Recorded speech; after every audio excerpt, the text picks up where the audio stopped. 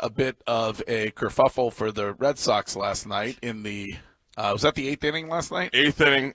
Hey, they won the series. That's all that matters. They did win. I know you got a bag of merch. They won. They won the series, but You're up 3-0. You give up a grand slam, and then the next inning you have what I don't even think you can call it like Little League. It's a T-ball. It's bad. it's like Bad News Bears. Comedy of errors. It was Bad News Bears. You got the error by Trevor Story. Yep. And then You throw to the wrong base.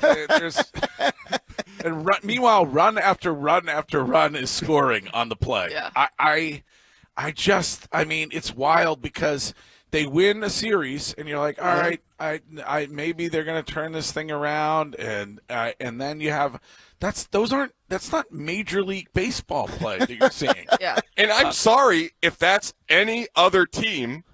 The story is the coach.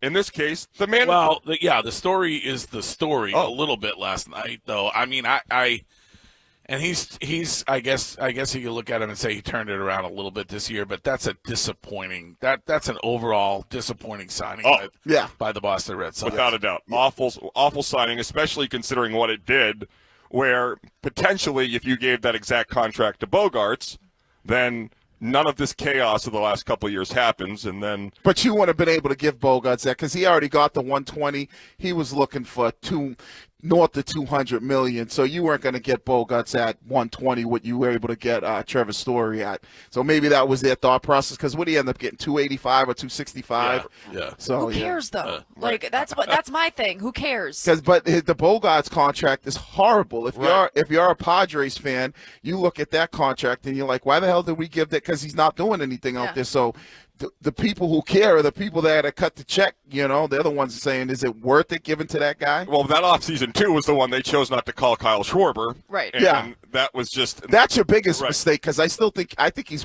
top 5 maybe in home runs still again. Ken had a stat on Saturday. Schwarber has, third most home runs in baseball the last 3 years. Yeah, it's ridiculous. He's nuts right now. I think he's like, I'm not sure top 5, but definitely top 10 when it comes to home runs. Again, leaders this year. And remember, he was sitting there with he had his cell phone in front of him, and he's waiting for Chaim Bloom to call, and Chaim Bloom never called. Right. Yeah. Never called.